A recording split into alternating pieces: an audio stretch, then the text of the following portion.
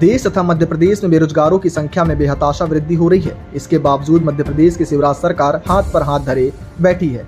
युवाओं के समर्थन में युवा कांग्रेस सिंगरौली ने आज विभिन्न समस्याओं को लेकर महामहिम राज्यपाल को संबोधित एक ज्ञापन कलेक्टर को सौंपा है। युवा कांग्रेस ने रैली निकालकर प्रदेश सरकार के विरोध में जोरदार नारेबाजी की तथा कहा कि शिक्षक पात्रता परीक्षा वर्ग 3 का पेपर लीक कराया गया है, जिसमें सीएम शिवराज के ओएसडी एवं एक मंत्री की संलिप्तता पाई गई है, जिस पर कठोर कार्रवाई की जाए। युवा कांग्रेस ने कहा कि मंत्री गोविंद सिंह जिनके कॉलेज में पेपर लीक हुआ है, उन्हें तत्काल बर्खास्त किया जाए। पिछले 5 वर्ष से MP SI की भर्ती नहीं निकल गई है, जिससे लाखों युवा ओवर एज होकर बेरोजगार हो गए हैं। उन्होंने मांग किया है कि जल्द वैकेंसी निकाली जाए।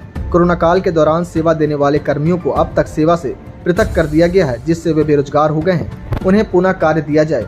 इसके साथ ही युवा कांग्रेस ने मांग किया है कि अतिथि शिक्षकों को नियमित किया जाए तथा सिंगरौली में स्थापित OB कंपनियों में युवाओं को 100% रोजगार दिलाया जाए।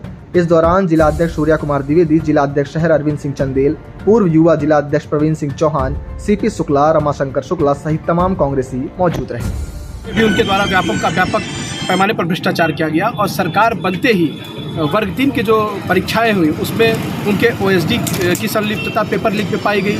गोविंद सिंह राजपूत जैसे मंत्रियों की संलिप्तता उसमें पाई गई। तो गोविंद सिंह राजपूत को बर्खास्त करने के लिए और ये व्यापम जैसा भ्रष्टाचार जो लगातार भारतीय जनता पार्टी की सरकार में हो रहा है, जो युवाओं के साथ, मध्य प्रदेश के युवाओं के साथ एक धोखा और छल किया जा रहा है, जो शिक्षा की दलाली की जा रही है, व्यापम की दलाली की जा रही है, इसको बंद किया जाए और इस सरकार को बर्खास्त किया जाए। इन सारी मांगों को लेकर के हम लोग मध्य प्रदेश की शिवराज सिंह भ्रष्टाचारी सरकार के खिलाफ आज आंदोलन रखते हैं। महंगाई भी चरम पर है, महंगाई के लोगों भी आप लोग आवाज़ बुलंद कर रहे हैं, इसको लेकर आपको क्या कहना चाहिए?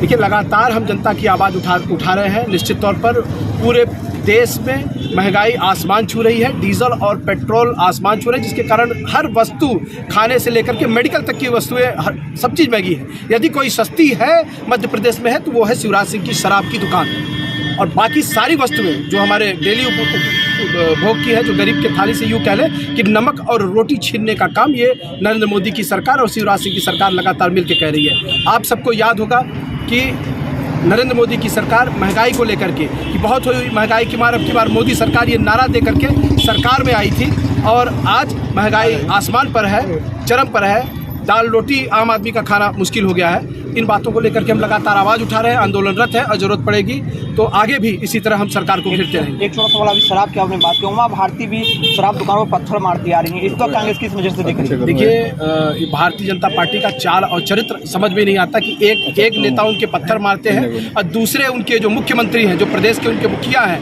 वो लगातार शराब के दाम कम करके लोगों को परोसने का, शराब थालियों में परोसने का काम कर रहे हैं, लगातार शराब की दुकानों को बढ़ाने का काम कर रहे हैं। तो ये सरकार का चाल चरित्र जनता के सामने है। ये छलावे की सरकार है, दिखावटी कुछ और है और पर्दे के पीछे कुछ और है। निश्चित तौर पर ये जनहितैषी सरकार नहीं है और ये पूरी तरीके से भ्रष्टाचार में लिप्त सरकार है।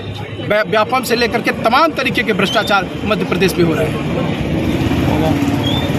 भाजपा के वरिष्ठ नेता हैं, वर्तमान में यहाँ पर तमाम बेरोजगारी, व्यापम, घोटाला 2 को लेकर जो प्रदर्शन युवा कर रहे हैं, उसको लेकर आप किस वजह से देख रहे हैं?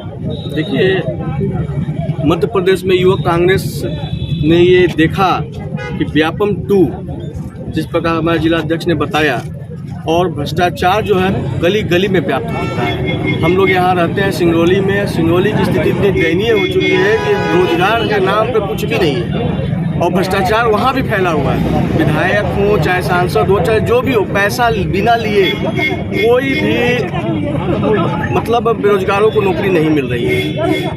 मैं इससे ज़्यादा क्या बोलूँ, भ्रष्टाचार इतना ज़्यादा व्याप्त है। आप ऐसे क्षेत्र से आते हैं जहाँ सिंगरौली कोयले का हब कहा जाता है वो इलाका। अब एक बड़ी बात सवाल यह है कि सांसद दीप पाठक एक और कहती हैं कि यहाँ पे लोग कोयला खाते हैं, कोयला थूकते हैं, सांसद भी सिंगरौली की बेटी कही जाती है, उस पर आप क्या टिप्पणी? देखिए, जो हम मोरवा के वासी झेल रहे हैं, हम शायद लगता है कि 10 साल हमारी उम्र कम हो चुकी है। हमारी ही नहीं, मोरवा के रहने वाले प्रत्येक व्यक्ति का 10 साल उम्र कम हो चुका है। हम लोग के फेफड़े में कोयला जम चुका है। सिगरेट के धुएं से नहीं, कोयले के धुएं से हम लोग परेशान हैं। ये स्थिति है, ये आलम। मगर क्या है, न किसी को न रोड है। रोड की स्थिति देख लीजिए कि हम लोग आए दिन रोड के धूल से हम लोग परेशान हैं। रोज़ घरों में पोछा लगता है मगर रोज़ का रोज़ गंदगी फैली रहती है। हम लोग बहुत ज़्यादा परेशान हो चुके हैं। इस परेशानी के कारण युवा कांग्रेस आज खड़ी है और अब आने वाला समय उग्र रूप लिया जाएगा। युवा कांग्रेस की तरफ से कोई उग्र रूप लेकर हम लोग आगे बढ़ेंगे।